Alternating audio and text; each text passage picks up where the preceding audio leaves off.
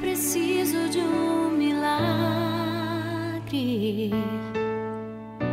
Transforma a minha vida, meu estado. O Adonis Paz, ele é empresário do ramo imobiliário, é diretor regional da Donep em Santa Catarina. Ele é casado há 37 anos com Sônia Paz. Tem 3 filhos e 5 netos. Não parece, né? 5 netos. Eles são sócios do capítulo 325 da Donep, Balneário Camboriú. Deus te abençoe e uma boa preleção.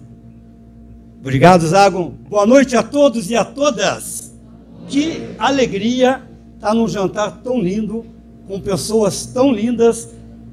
A minha primeira vez na cidade de Porto Alegre pela Donep, e a certeza que já conversei, já vi amigos que há muito eu não via, e tenho certeza que vou sair daqui com novas amizades. Vim lá de Balneário Camboriú, a nossa bela em Santa Catarina, aqui no nosso estado, aqui do lado. Queria convidar a minha linda esposa a ficar em pé, gostaria de apresentar, porque eu não vim sozinho, eu vim bem acompanhado. Tá? Me desculpe,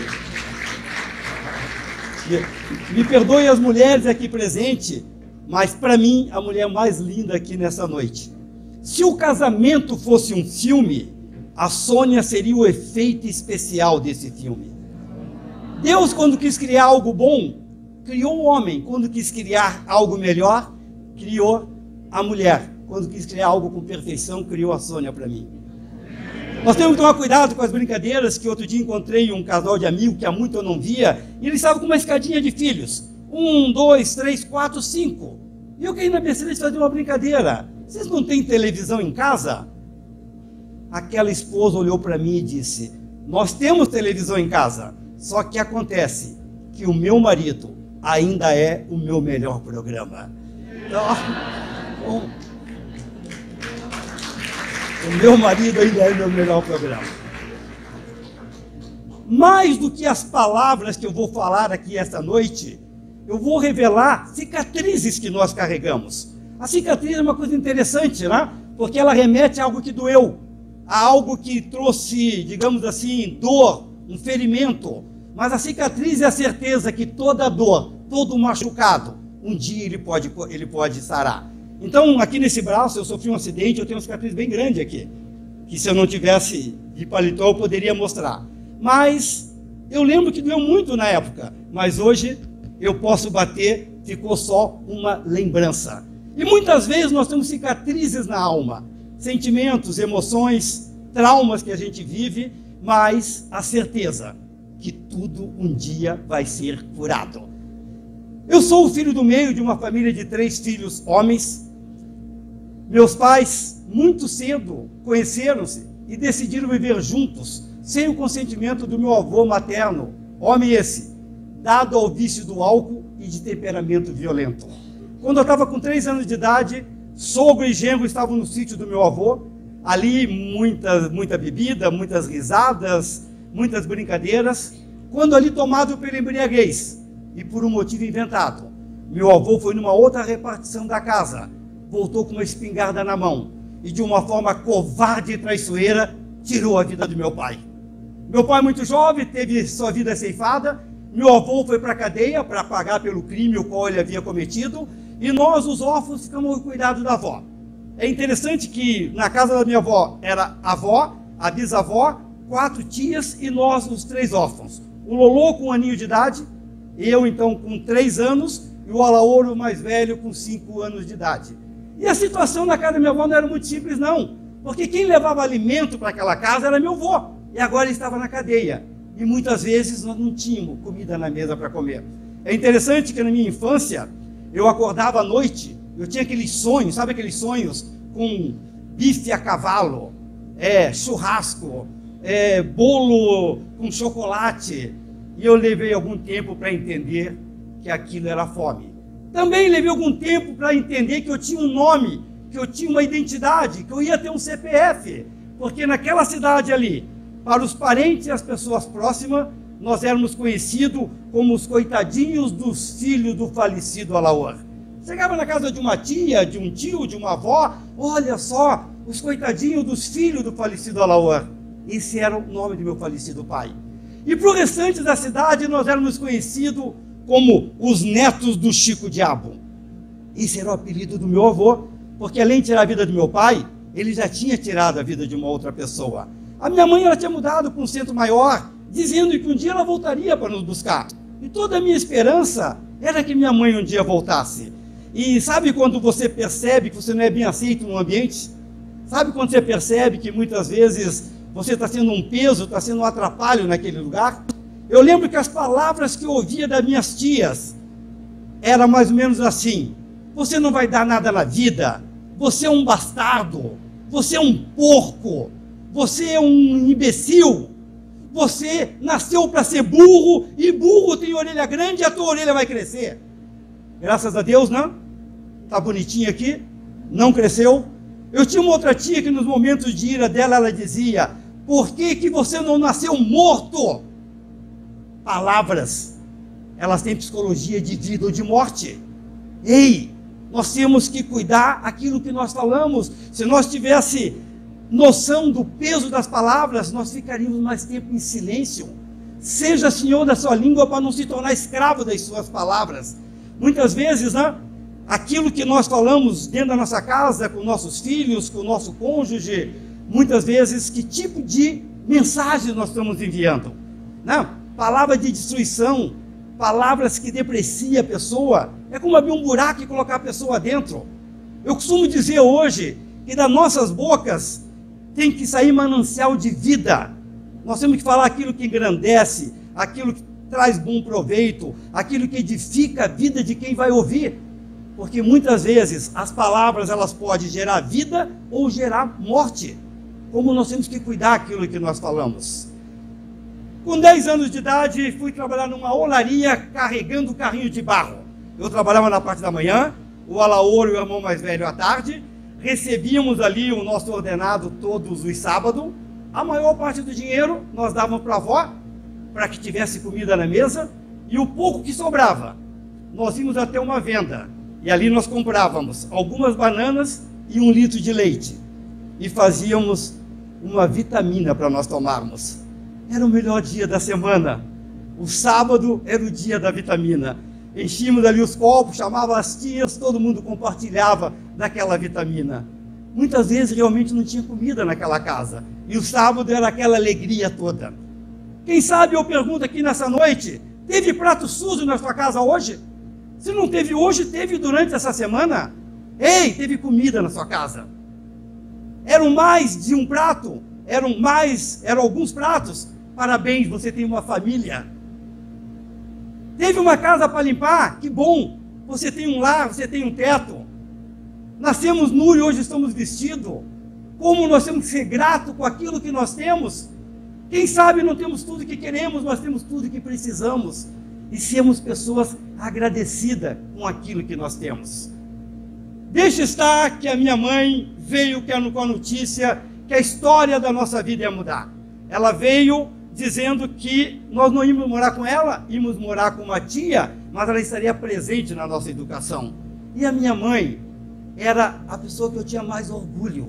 A minha mãe era uma mulher muito linda, uma mulher charmosa. Os cabelos da minha mãe estavam sempre bem arrumados. Ela tinha unhas grandes, sempre bem pintadas. Ela usava aqueles sapatos altos, bonitos. Ela tinha roupas de extremo bom gosto. Ela tinha um perfume agradabilíssimo. E aquela mulher linda, charmosa, cheirosa, era minha mãe. Diferente da minha realidade, porque nesse período, nós na cidade de Lages, ali era igual garotinho de rua. Não tinha um calçado nos pés para calçar, um shortzinho, uma camisa rasgada. Essa era a nossa realidade. Mas aquela mulher que eu tanto amava, estava ali na minha frente, dizendo que a nossa história ia mudar. Que nós iríamos morar próximo dela, na casa de uma tia, e que realmente, a partir dali, nós ganharíamos sapatos para calçar, ganharíamos roupas novas, poderíamos voltar a estudar, e tudo iria mudar. Mas a minha maior alegria é saber que eu ia estar junto, me beneficiando da presença daquela mulher que eu tanto amava. Mas ela colocou uma pequena condição, para que realmente houvesse essa mudança de vida. Foi algo que foi condicionado, e a partir daquele dia, nós éramos proibidos de chamá-la de mãe. Nós tínhamos que chamá-la de tia. Ela não tinha como justificar numa sociedade onde ela já tinha um outro companheiro, ela já tinha um outro casal de filhos, ela não tinha como justificar filhos bastardos. E a partir daquele dia, eu passei a ser sobrinho e não mais filho. E eu confesso que eu ganhei alguns beliscões, porque eu esquecia que eu não podia chamar minha mãe de mãe. Eu lembro que eu tinha uma cidade grande, eu nunca tinha ido, eu sempre vivi no interior, e era a cidade de Curitiba, e eu vi um posto de gasolina iluminado e dizia: mãe, olha que lindo, um posto de gasolina. E eu ganhava beliscões. Eu não sou tua mãe, eu sou sua tia. Na cidade de Curitiba, fomos morar na casa da tia Flor, uma funcionária pública solteirona. A situação dela não era muito simples, não. Imagina os senhores recebendo em suas casas hoje 2 pré-adolescentes. Éramos analfabetos, comíamos de colher estilo patrola, fazia aquela montanha no prato, abraçava o prato e vamos que vamos. Escova de dente nunca tinha entrado em nossas bocas, e banho tomava só quando chovia. E agora a tia Flor, ela tem essa missão, essa tarefa de nos ensinar a fazer uma higiene pessoal, nos ensinar a nos alfabetizar, nos ensinar a virar gente. Algumas situações na casa da tia Flor. Quando chegamos lá, eu e o Lolô, ela colocou nós embaixo do chuveiro para tomar um banho, e nós não era muito chegado mesmo à água. O que nós fizemos? Molhamos a cabeça como, né? Saímos na sala com a cabeça já seca e falamos assim: já tomamos banho. O golpe não pegou, porque com certeza o cheiro deve ter nos denunciado. Aí o que ela fez? A privacidade do banho sozinha acabou. Ela foi junto até o banho e ela realmente fez com que a gente tomasse um banho muito bem tomado. E ali, eu acho que foi um dos primeiros banhos da minha vida. Aqui eu abro um parênteses, que fique bem claro: eu já estou curado, eu não tenho mais esse problema, eu já tomo banho, tá? Tá tudo bem resolvido já para mim. A tia Flor também, ela saía para trabalhar todos os dias e ela deixava uma enciclopédia aberta em cima da mesa, e no final do dia ela nos exigia algum conhecimento. Mas assim como o meu avô, a tia Flor também bebia. E quando ela bebia, ela se tornava violenta e agressiva. E sabe quando você, igual aqueles cachorrinhos que muitas vezes já apanharam e ficam no cantinho escondido? Quando eu e Lolô via que ela sentava com uma garrafa de uísque, a tia Flor bebia uma garrafa de uísque, aquele estilo cowboy, um copinho pequeno sem gelo. Mas ela, numa sentada, ela tomava uma garrafa de uísque. E quando a gente via que ela começava ali, que ela ia ficar num estado alcoólico alto, nós ia para um cantinho para que ela esquecesse que a gente existia. Teve um domingo lá, ela começou a beber muito cedo, e de repente ela me olhou no meu cantinho lá e me achou, e virou para mim e falou assim: seu vagabundo, vem aqui que nós vamos conversar hoje, senta aqui. Ela já tinha bebido mais de meia garrafa, e eu sabia que ela estava já bem alterada. Ela sentou de um lado da mesa, me colocou sentado do outro lado, pegou uma colher de pau de mexer polenta, colocou aqui do lado, e falou: vamos bater um papo aqui, eu e você. Eu tinha 12 anos, e eu não sabia ver as horas. Se perguntasse horas para mim, eu não sabia, eu era analfabeto. E ela disse que eu iria aprender a ver as horas, que eu já tinha um marmanjo de 12 anos, não sabia ver as horas. E aí, ela, muito alterada, né? Ela tentava me ensinar, eu fui ficando nervoso, e em função do pânico eu não conseguia prestar atenção. Ela começou a bater com aquela colher de pau na mesa. Ela foi ficando nervosa, começou a bater nos meus membros. Ela foi ficando nervosa, começou a bater na minha cabeça, no meu corpo. E naquele dia, eu apanhei muito de colher de pau. Apanhei muito de colher de pau. Mas pode perguntar a hora que eu aprendi. Está pensando o quê? Aprendi a ver as horas. Talvez os meios foram meio doloridos, mas o resultado teve êxito. Olha aqui, ó. 10:05. Sei ver horas. Na casa da tia Flor, fomos levados para um internato. Eu costumo dizer que na tia Flor foi a graduação, o internato foi a pós-graduação. Lá a disciplina era severa. Lá não tinha tempo para brincadeira. Lá realmente tinha regras para ser seguido. E eu chegando naquele internato, tinha um coral que estava ensaiando para apresentação para os pais. E o Adonis foi candidato a cantor do coral. Eu quero cantar nesse coral. E aquele coral tinha ensaios para as apresentações que iam acontecer na cidade. E aquele coral ensaiava, e tinha algo que não rompia. Tinha algo ali que parece que estava errado. até que descobriram que o desafinado era eu. Me tiraram do coral, foi o melhor coral que aquele colégio teve naquele ano. Mas hoje, quando eu tenho oportunidade de falar, eu sempre faço uma pergunta: por que não tinham 2 desafinados? Para que a minha vergonha não fosse tão grande? Poderia ter 2 desafinados, não poderia?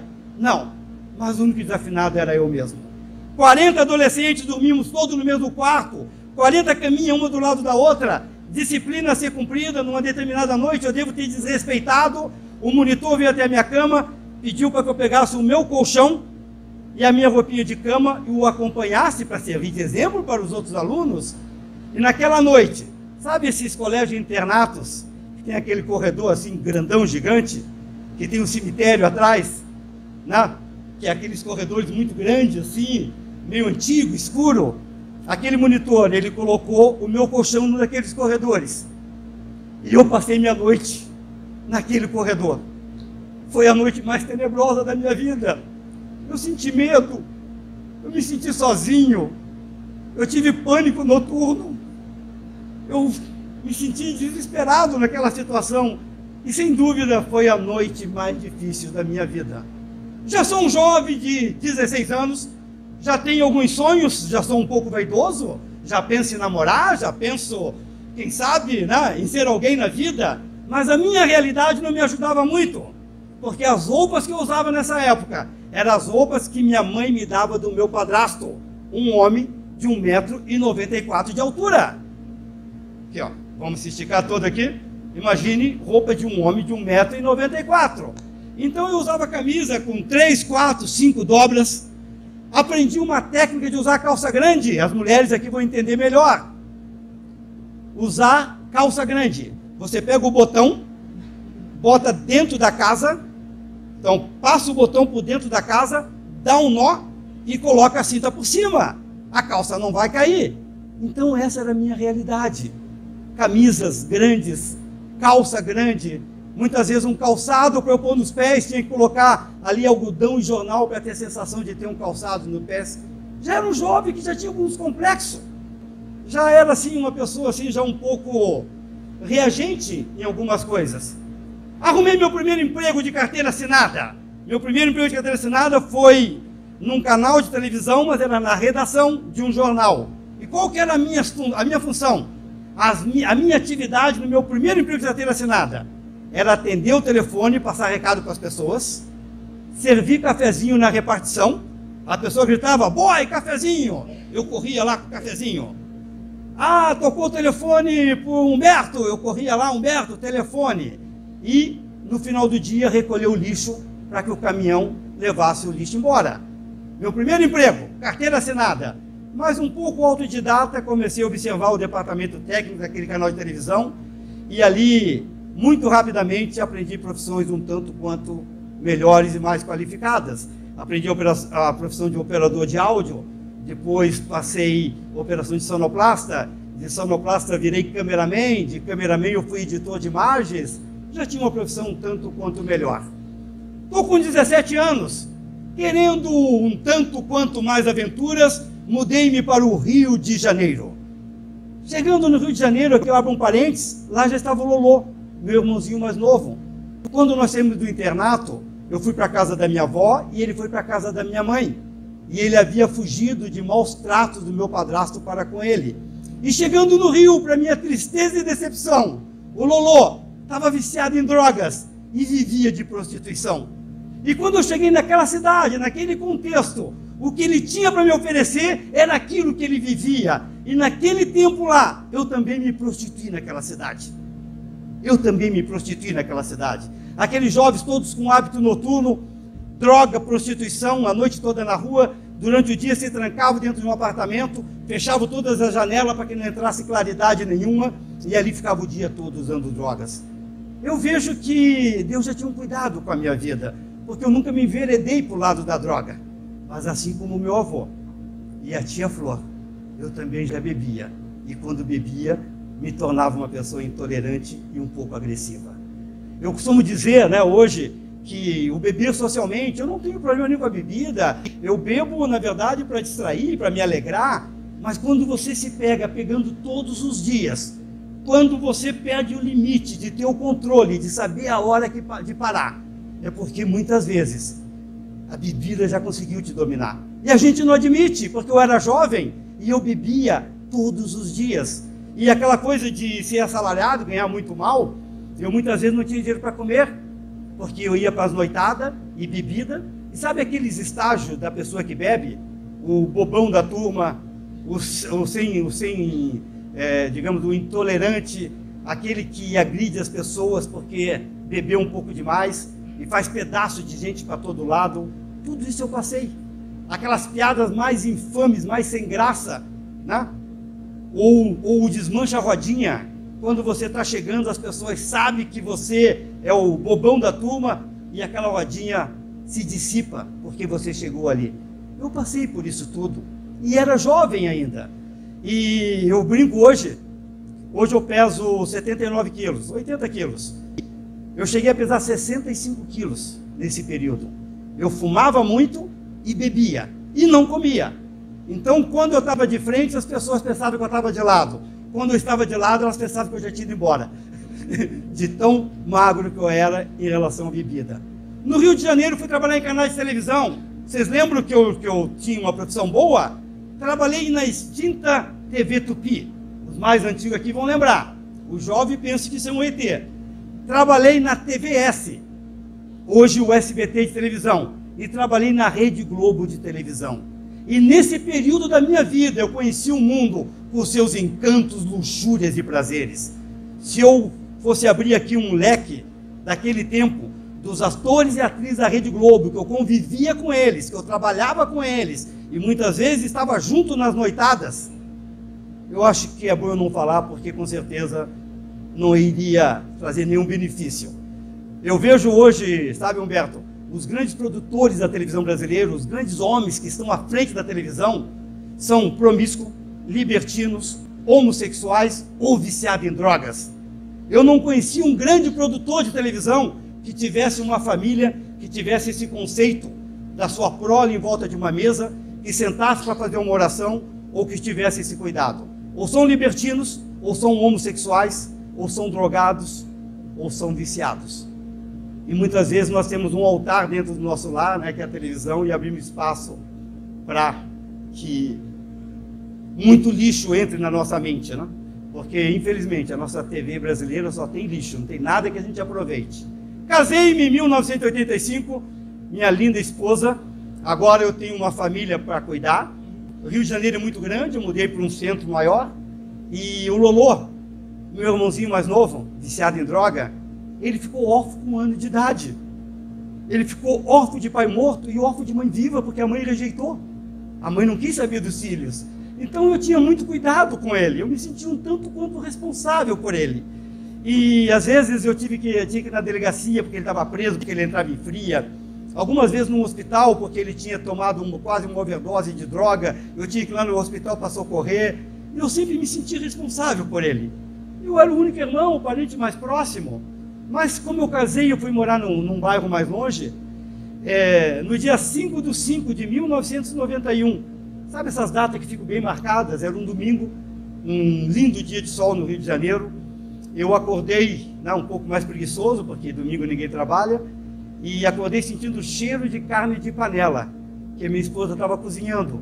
E não tinha como não sentir esse cheiro, porque o nosso apartamento era tão pequeno, não tinha 30 metros quadrados, era 20 e poucos metros quadrados. Então, se desse um passo para a esquerda, estava no banheiro, um passo para a direita, estava na cozinha.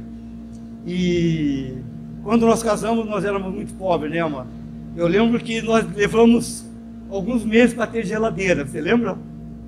A mulher sábia ia lá, comprava carne por dia, 2, 3 dias, quando não comia, deixava salgadinha lá num canto, porque também não tínhamos pia, tinha só aquele balcão de cima. E esse foi o nosso início no nosso casamento. Mas nessa época eu acho que nós já tínhamos geladeira, não tínhamos? E ali naquele domingo, através de um telefonema, eu fui avisado que o Lolô tinha morrido de overdose de cocaína.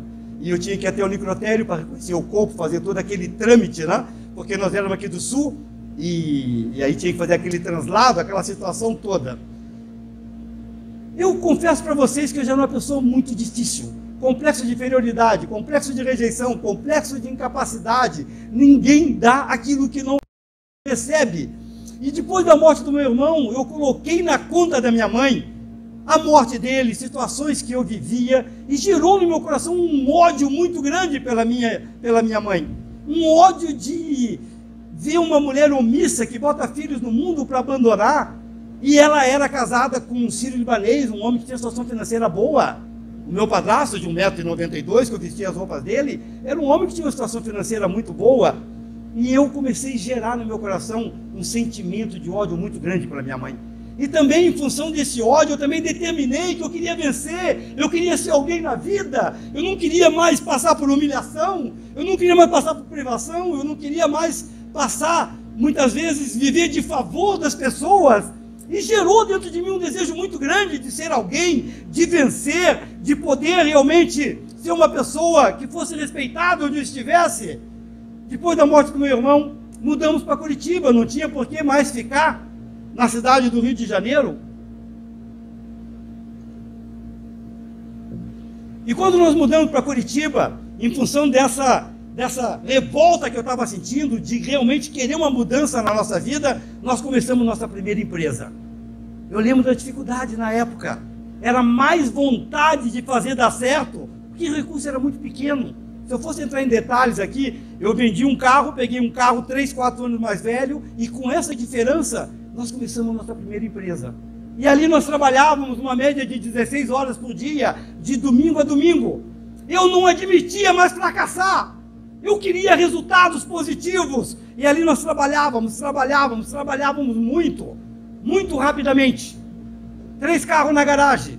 Garagem essa, uma linda casa, com sauna, piscina e todo o conforto que o dinheiro pode comprar. Aquele menino que foi órfão de pai morto, rejeitado pela mãe, agora é um menino que tem dinheiro, ficou rico.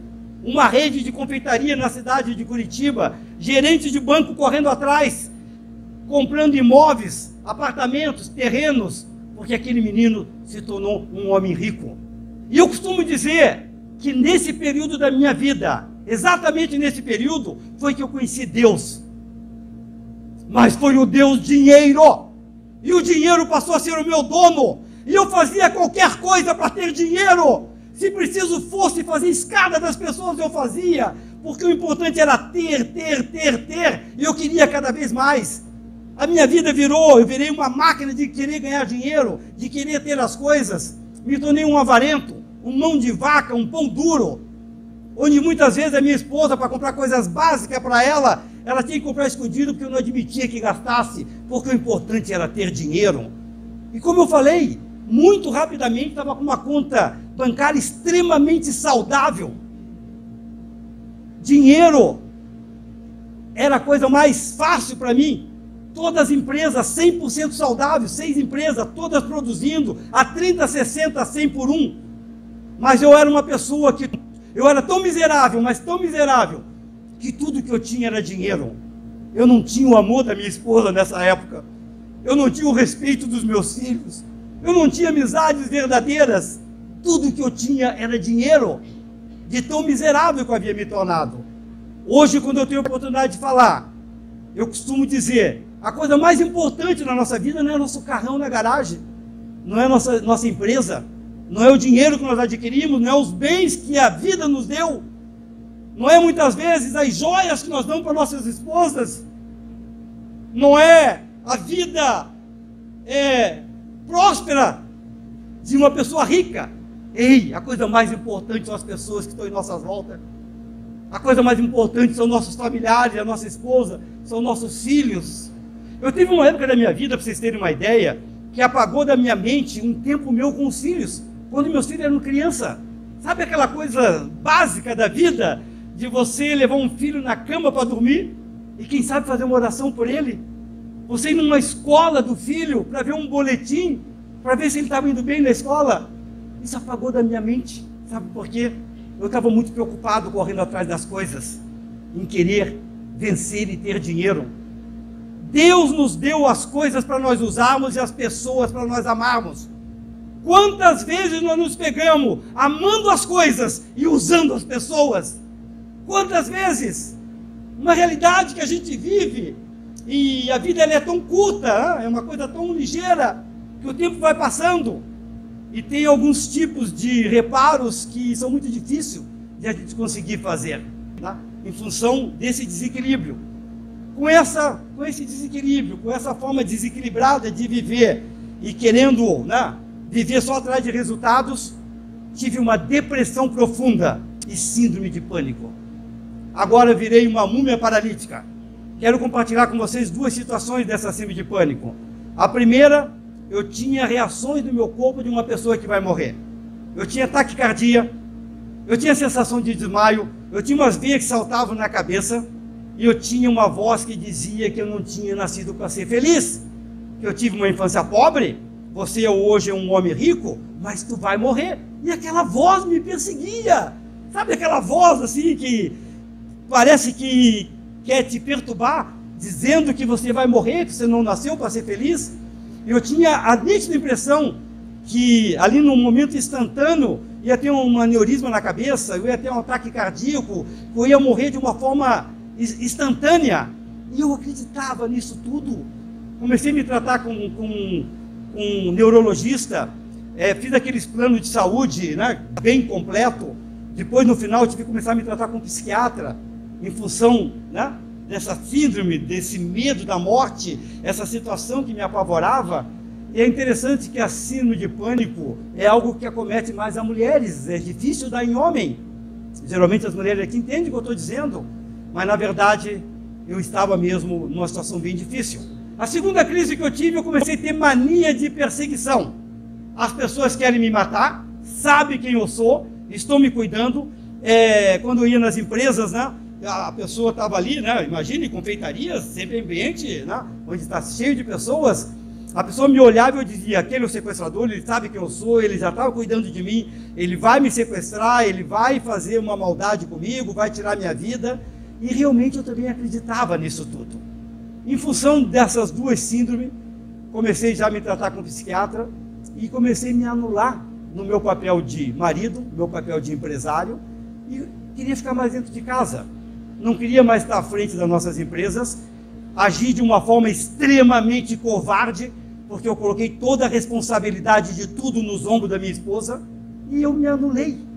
Eu simplesmente me anulei, entrei numa passividade muito grande de desistir de tudo, e a minha esposa ficou à frente dos negócios das empresas, ficou à frente dos filhos, e eu ficava muito dentro de casa, com medo de tudo e com medo de todos, não queria sair para lado nenhum mais. Hoje eu costumo dizer, né, que por pior que esteja uma situação, se você não tenta se ajudar, pior ainda pode ficar.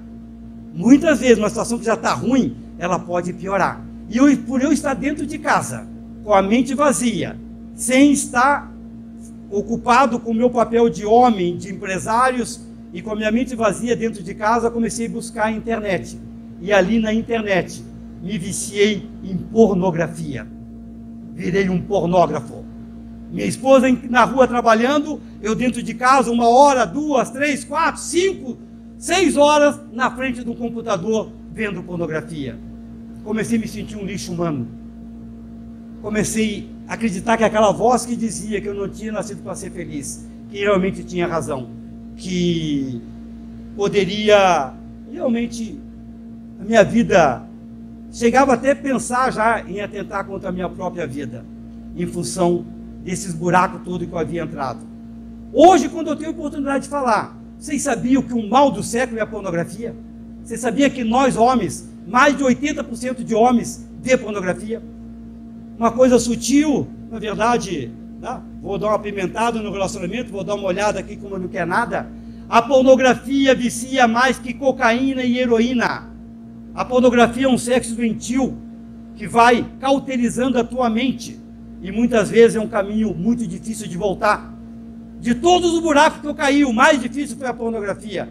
E hoje, quando eu tenho a oportunidade de falar, eu não posso ser omisso de não dizer, cuida, sai dessa situação, mate aquilo que quer te matar. Porque você acha que é algo muito normal, mas aquilo vai te viciando cada vez mais. E tem muitos leitos aí frios, porque os maridos estão na sala ou no banheiro em algum lugar vendo pornografia. E muitos casamentos sendo desfeitos em função disso, porque é algo que vicia. E é muito difícil você abandonar um vício que te dá prazer. É muito difícil. E hoje, sempre que eu tenho a oportunidade de falar, eu faço questão sempre de dar esse alerta, porque foi algo que quase me destruiu, quase destruiu meu casamento, né? Como eu falei, de todos os buracos que eu caí, esse foi o pior. Mas a gente sempre quer uma solução para o nosso problema, né? Quem planeja dar errado na vida? Quem planeja acorda de manhã dizendo, hoje eu acordei, eu quero que dê tudo errado para mim? Todo mundo quer ser feliz, todo mundo quer acertar, todo mundo quer ter um lugar ao sol. Mas muitas vezes, por que não acontece? E eu querendo uma solução para o meu problema, mudamos para Balneário Camboriú. Compramos um lindo apartamento de frente para o mar, uma cidade litorânea, com certeza aqui eu vou ficar bem. Mas deixe estar, que a visita ao psiquiatra, a depressão e as visitas ao computador ainda continuavam. E agora a coisa se agravou, porque agora minha esposa, ela fala em separação. Ela realmente deixou de acreditar que havia solução para mim. Mas eu vejo, né, que Deus tem seus caminhos nos meios das torrentes de água. Eu era uma pessoa muito cética. Eu tinha muita dificuldade de entender o mundo espiritual, de acreditar que existia um Deus que nos amava e cuidava de nós. Porque eu sempre imaginava que se existisse, por que eu passei tudo o que eu passei? Mas, como eu disse, Deus tem seus caminhos nos meios das torrentes de água. A Sônia, minha esposa, foi convidada para ir num chá de mulheres de empresários da Donep. E ela foi naquele chá, sem saber muito o que ia acontecer. E é interessante que quando ela voltou para casa, ela voltou maravilhada. Ela dizia que recebeu um abraço como ela nunca tinha recebido. Que aquelas mulheres falavam de Deus não como nós imaginávamos que Deus era. Um velhinho no céu com cajado na mão mandando raio para os pecadores. Mas um Deus Pai, um Deus amigo, um Deus que se preocupa com detalhes da nossa vida, um Deus que quer ser sócio no nosso trabalho, um Deus que quer participar da nossa mesa, ajudar-nos a criar nossos filhos, um Deus que Ele quer estar presente em tudo da nossa vida, porque Ele é um pai, e um pai ama o filho, e o pai quer sempre o melhor do filho. E ela voltou com essa motivação. E ia ter um jantar, e ela falou para aquelas mulheres, peça para o marido de vocês convidar o Adonis para ir num jantar. E há 19 anos atrás, eu estava num jantar como esse que vocês hoje estão. E eu sentado, aquele empresário da cidade de São Paulo contando a história de vida dele, e parece que alguém tinha contado minha vida para ele, porque tudo que aquele homem dizia parece que era para mim. E aquele homem contando a história dele, ele contava uma história de destruição, uma história de uma pessoa que teve muito sofrimento, uma história de uma grande virada de chave e uma vida extremamente próspera, feliz, né? Nessa virada de chave que ele teve. E sabe quando você está querendo esconder ali o teu sentimento, que as lágrimas estão querendo cair, o homem não chora, e você quer esconder ali com o guardanapo da mesa, mas na verdade eu já estava chorando, porque tudo que aquele homem dizia parece que era para mim, e se houve solução para ele, então tinha solução para mim. Sabe quando você vê uma luz no final do túnel? Eu não aguentava mais aquela vida de tormento, eu não aguentava mais aquela vida de sofrimento, depressão, síndrome de pânico, pornografia, casamento destruído. Como eu falei, ninguém dá aquilo que não recebe. Eu não sabia como ser marido da minha esposa, eu não sabia como ser pai dos meus filhos. A minha esposa muitas vezes eu tratava como um capacho, uma pessoa que eu tinha dentro de casa para atender meus caprichos e meus prazeres. E eu não queria mais isso. E naquele dia, naquele jantar, aquele empresário fez um convite, quem queria ter uma transformação em sua vida, convidando Jesus para ser seu amigo pessoal. E sabe quando você levanta sem entender o que está acontecendo, mas você diz, eu quero, eu preciso disso.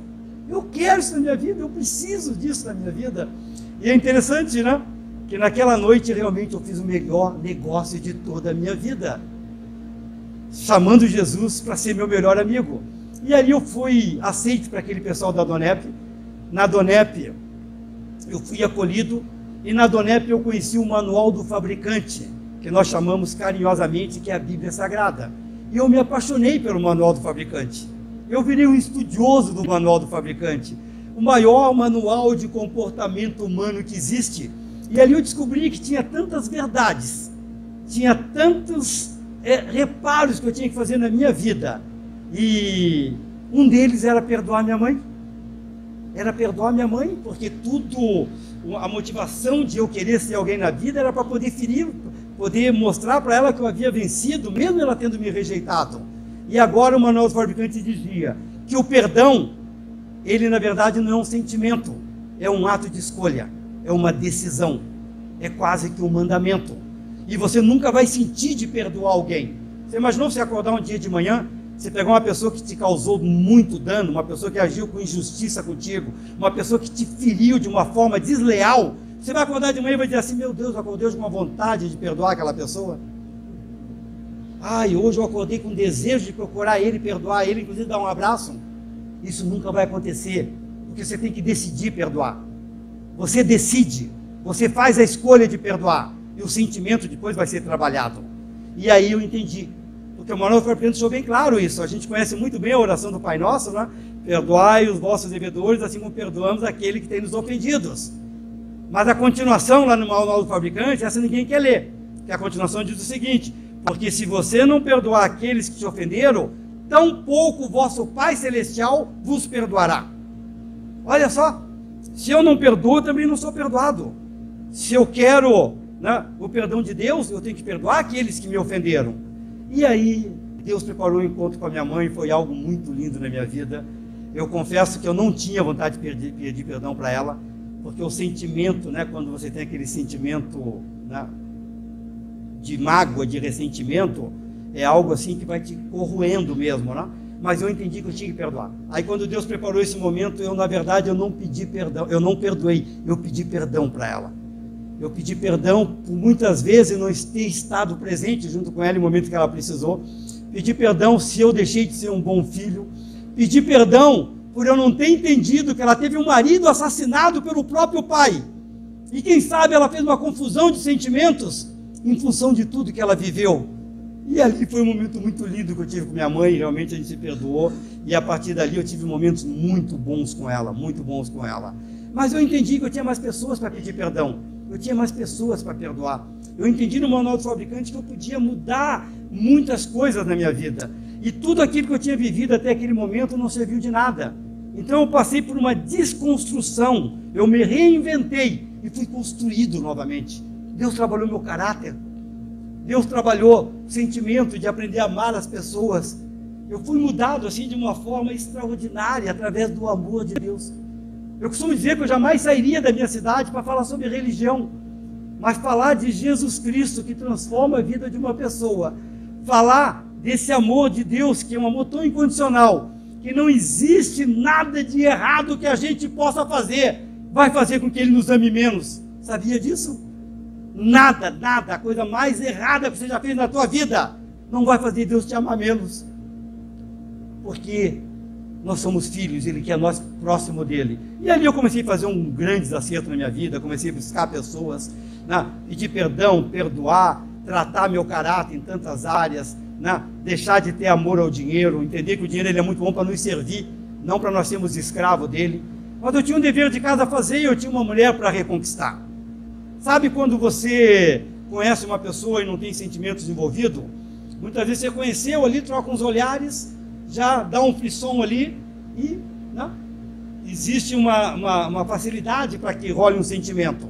Agora, quando você está há 17 anos vivendo com uma mulher, você feriu na alma, que você agiu com falta de amor, que você não soube respeitá-la, e você quer demonstrar para ela que você mudou, que você é um novo homem e você quer retomar um casamento bom. Como você conseguir fazer isso se você não tiver atitudes, se você não demonstrar, se realmente ela não enxergue essa mudança em você? E eu estou há 37 anos fazendo isso, tentando reconquistar minha esposa e mostrar o quanto eu me arrependo da maneira como eu agia com ela. Eu quero convidar ela aqui, vir aqui à frente. Agora ela fala mais 3 horas e meia e a gente já encerra, tá bom? Boa noite a todos. Realmente é uma grande alegria poder estar aqui falando um pouco da nossa experiência de vida. Aquilo que Deus tem feito nas nossas vidas de 19 anos para cá. Porque nós éramos pessoas que não acreditávamos em nada. Acreditávamos sim na força do nosso braço. Aquilo que a gente fazia, que achava que era o certo. E eu sempre digo, né, pensa num homem difícil de relacionamento. Coloquem ao quadrado, coloquem ao triplo, tudo que for possível, este era o Adonis.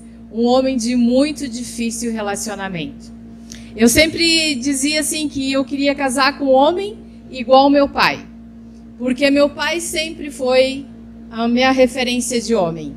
Na casa dos meus pais, nós somos em 7 filhas mulheres. E meu pai nunca ergueu a voz para nenhuma. Meu pai, eu nunca ouvi uma briga dele com a minha mãe. Nunca discutiram na nossa frente. E ele sempre foi o homem que eu sempre sonhei casar com um homem igual ao meu pai. Mas como quando a gente se apaixona, a gente não manda no coração da gente. A gente quer estar do lado da pessoa que você acabou gostando, se apaixonando. E eu lembro que eu dizia para o meu pai, eu não vou me casar porque eu amo ficar na casa de vocês e eu quero viver com vocês e não vou me casar. Aí surgiu a oportunidade de eu conhecer o Rio de Janeiro. Eu trabalhava numa escola e essa escola as professoras atualizavam o método no Rio de Janeiro todo semestre. E aí a diretora chegou para mim e disse, Sônia, vai fazer o curso com as professoras. Eu trabalhava na parte administrativa e eu disse, vou mesmo. E eu tinha um namorado de 1 ano e meio já, a família já conhecia tudo. E eu fui falar para esse namorado que eu ia para o Rio de Janeiro, passar um mês todo de janeiro lá. Ele chegou e disse assim para mim, então se você for, nós terminamos. Aí eu era muito resolvida nessas coisas. Eu disse, então tá terminado, eu vou para o Rio de Janeiro, então o nosso namoro está terminado. E daí, como eu tinha terminado com o namorado, eu disse, vou para o Rio de Janeiro, vou lá conhecer um carioca, todo bronzeado, todo tatuado, dos olhos verdes, assim como passa um surfista, como passa na televisão. E naquela época tinha aquela música Menino do Rio, garoto que provoca arrepios e não sei o quê. Vou lá conhecer um carioca desse, um menino do Rio, né? E fui nessa motivação de conhecer um carioca, todo saradão. Aí cheguei lá no Rio de Janeiro, conheci sim um rapaz muito interessante, só que ele não tinha os olhos verdes, ele não era surfista, ele não tinha tatuagem, ele não era bronzeado. E esse menino que eu conheci no Rio de Janeiro se chama Adonis e morava na mesma rua que acho que eu, em Lages, também, que eu sou lagiana. Eu saí de Lages, fui conhecer o Rio de Janeiro e no Rio de Janeiro eu conheci um lagiano, me apaixonei por ele e aí em 1 ano e meio nós namoramos e nos casamos. E esse casamento dura 37 anos. Mas esse casamento não foi assim as 1000 maravilhas. Esse casamento, na lua de mel, começaram as divergências de opinião. E ali começou um casamento de 17 anos de briga, 17 anos de agressões físicas, 17 anos de agressões verbais, abusos e tudo que vocês possam imaginar. Mas eu sempre digo, né? Eu procurei em tudo que era possível o homem que eu queria para a minha vida. O homem que eu idealizava a imagem do meu pai. Mas um dia eu conheci a Jesus Cristo. Naquele chá da Donep, que ele falou que eu fui há 19 anos atrás. Eu estava com um processo de separação, porque eu odiava o Adonis. Eu não queria mais nem ouvir a voz dele. Nós morávamos na mesma casa, ele entrava, eu saía, ele entrava.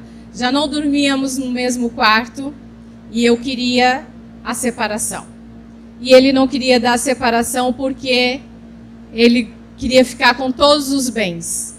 E nós brigávamos por causa dos bens. Eu queria a minha parte, ele queria a parte dele. E ali nós estávamos brigando por causa disso.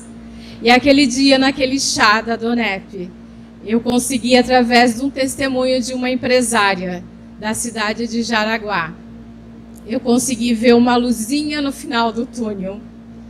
E ali, com aquele pessoal da Donep, eles nos abraçaram.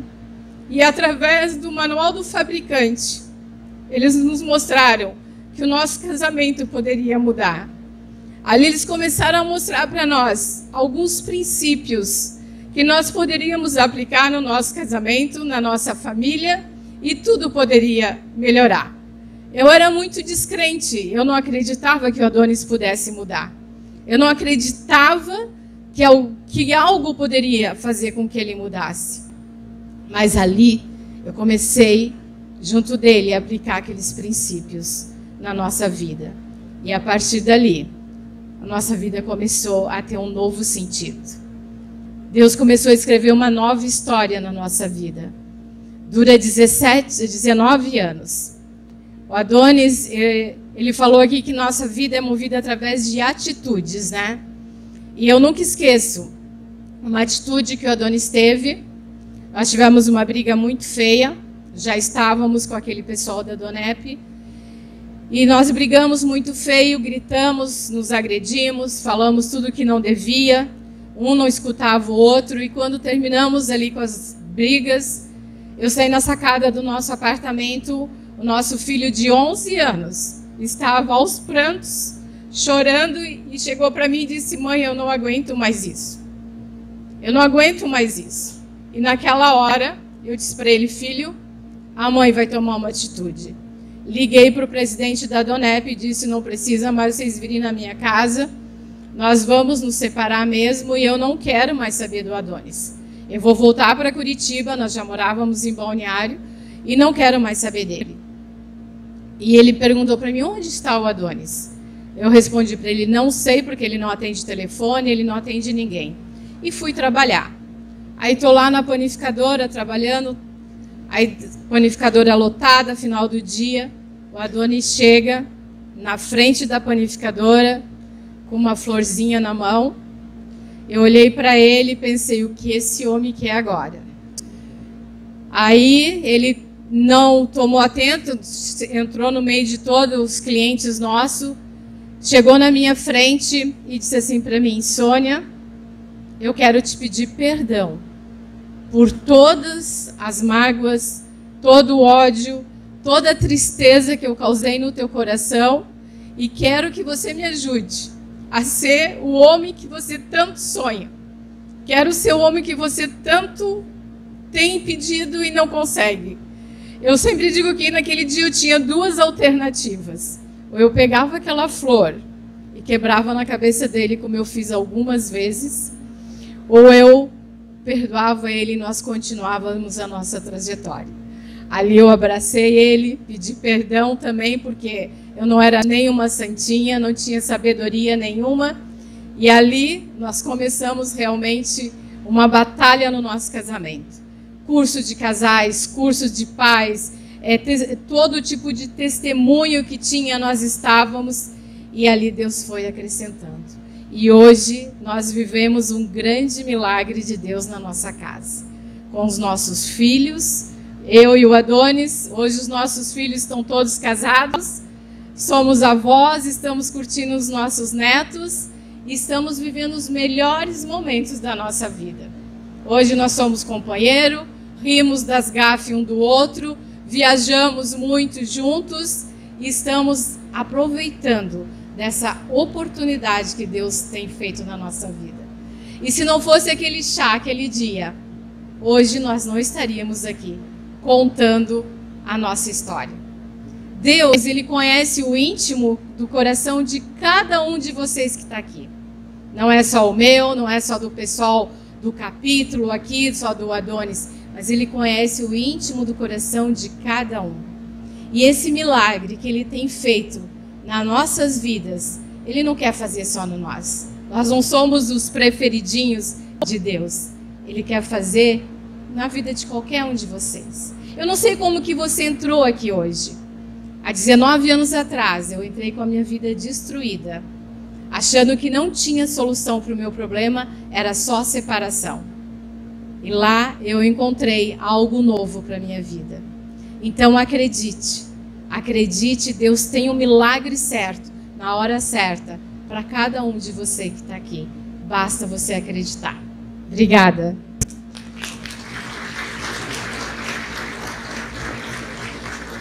Eu comecei minha fala falando sobre cicatrizes. Deus não faz com que a gente sofra de amnésia. Tem muitas coisas que você lembra, mas não dói mais. Eu entrei assim em algumas situações da minha vida aqui, um tanto quanto tristes e pesadas. Mas sabe quando parece que está contando a história de uma outra pessoa? Eu não consigo me imaginar vivendo tudo que eu falei aqui.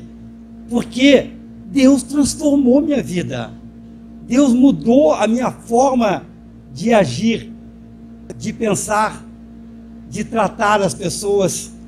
Porque quando Jesus entra na nossa vida, nós nunca mais somos os mesmos. Então, né, virou uma cicatriz, virou uma lembrança. Mas hoje, né, quando a gente tem a oportunidade, através da DONEP, de ter convite para testemunhar, nós vamos onde houver convite, para dizer que Deus transforma a tragédia em milagre, para dizer que Ele transforma coisa ruim em coisa boa, que Ele muda corações de pessoas que têm coração de pedra. Então basta nós crermos, confiarmos e aceitar isso, né? Eu queria convidar todos a ficar de pé, já estamos terminando, por gentileza. Só queria te convidar para ficar de pé, que você possa baixar um pouco os teus olhos, baixa a fronte os olhos, só para a gente ter um minutinho só de meditação. É interessante que há 19 anos atrás, quando eu estava num ambiente como esse, num jantar da DONEP, e ali aquele empresário compartilhando a história de vida dele, eu realmente naquela noite eu fiz o melhor negócio de toda a minha vida. Quando eu conheci o Manual do Fabricante, no Manual do Fabricante tem uma passagem que diz: daquilo que o homem é vencido, do mesmo ele é feito escravo. Olha como é forte. Daquilo que o homem é vencido, ele se torna escravo daquilo que ele é vencido. Eu fui vencido da pornografia, eu fui vencido da depressão, na minha juventude eu fui vencido da bebida. Eu não sei o que tem sido gigante na tua vida. Eu não sei o que tem sido maior, que tem te dominado, que você não consegue como reagir, como sair dessa situação. Mas ali no Manual do Fabricante tem outra passagem que diz: mas conhecereis a verdade vos libertará. Pois se o Filho vos libertar, verdadeiramente sereis livre. E tem mais uma passagem que diz: eis que estou à porta e bato. Se ouvires a minha voz e abrires a porta, eu entrarei e cearei contigo. Essa porta é nosso coração. Quem está pedindo licença para entrar é Jesus Cristo, porque Ele é gentil, Ele não nos invade. Não tem trinco do lado de fora, nós temos que abrir e dar liberdade para Ele entrar. Por que Ele quer entrar? Porque Ele quer fazer parte da nossa família, Ele quer ceiar juntos com nós. Então, assim como eu, há 19 anos atrás, eu tive a oportunidade de fazer uma oração simples, pequena e singela. E essa oração foi o início de uma grande virada, uma grande transformação na minha vida. Você que está aqui hoje pela primeira vez, ainda de olhos fechados, com gesto de mão, eu quero te convidar, se você quer fazer essa oração comigo, você pode erguer suas mãos, por gentileza, para que eu possa te ver. Você não está erguendo as mãos para homens, obrigado, obrigado, obrigado. Você está erguendo as mãos para Deus. Você está erguendo a mão para o único que realmente pode fazer mudança na nossa vida. Nenhum de nós aqui temos esse poder, mas Deus tem através do Espírito dele. Obrigado, obrigado, obrigado. Muita gente levantou a mão, então vamos orar todos juntos. Querido Deus, nesta noite eu reconheço que sou pecador e te peço que o Senhor esteja me perdoando e entre no meu coração. Jesus, eu também quero renunciar todo o pacto feito com o mundo das trevas e com deuses estranhos. Deus, escreve meu nome no livro da vida, para que de lá ele nunca mais saia. Jesus, eu entrego em tuas mãos tudo que eu tenho, tudo que eu sou, meus planos e meus sonhos. Jesus, se alguma maldição foi lançada sobre a minha vida, eu te peço nessa noite que o Senhor esteja cancelando. Jesus, venha a partir de hoje ser meu melhor amigo. Amém. Essa é a oração mais importante que uma pessoa pode fazer, porque quando nós fazemos essa oração, nós damos legalidade no mundo espiritual para que o Espírito Santo de Deus possa entrar em nossa vida e nos convencer do que é certo e do que é errado, e nos ensinar a realmente termos uma vida voltada com Deus.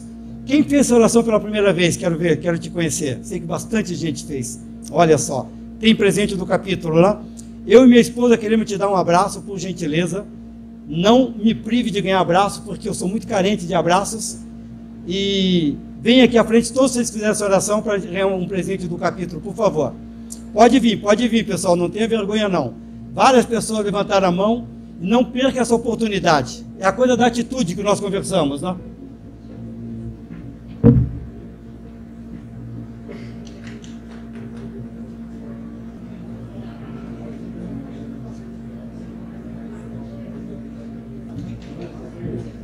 Muito feliz de ter podido estar aqui essa noite. Tá? Nós chegamos hoje de manhã em Porto Alegre, vamos embora amanhã, mas levando uma grande alegria, sabe, desse jantar lindo. E pode ter certeza que não foi só as nossas pernas que nos trouxeram a ter um ambiente como esse. Eu tenho certeza que é o Espírito Santo de Deus que nos traz. E o que acontece? A pessoa que te convidou, pode ter certeza que ele tem um grande carinho, um grande amor pela sua vida. Porque não existe presente maior que uma pessoa pode receber em vida do que é o direito de ter um encontro verdadeiro com Jesus. Esse é o melhor presente que nós podemos ganhar. E eu queria fazer uma oração encerrando. Querido Deus, Pai amado, obrigado, Pai. Obrigado por esse jantar, obrigado, Senhor Deus, por cada pessoa que estava aqui nesse ambiente. Obrigado pelo jantar que foi servido aqui, Senhor. E eu quero agora te pedir por cada pessoa que tomou essa decisão de vir à frente e dizer que realmente quer Jesus como Senhor em suas vidas. Que o Senhor possa estar abençoando suas famílias, que o Senhor possa estar abençoando suas finanças, que o Senhor possa estar abençoando seus filhos, que o Senhor possa estar abençoando suas empresas e que realmente, Pai, elas venham ter experiências verdadeiras contigo. Que o Senhor possa cercá-las de pessoas que vão falar do teu amor para com elas, Senhor. Se estão passando algum tipo de aflição, algum tipo de problema, que acham que não tem solução, o Senhor é a solução para todos os problemas. Que o Senhor possa estar dando sabedoria, estratégia e visão, para que cada um saiba ser assertivo em suas vidas. Venham fazer escolhas certas, para que realmente possam viver, a partir de hoje, os melhores dias de suas vidas. Essa é a minha oração, em nome do Pai, do Filho e Espírito Santo. Amém. Muito obrigado a todos e muito feliz. Boa noite. Mestre, eu preciso de um milagre. Transforma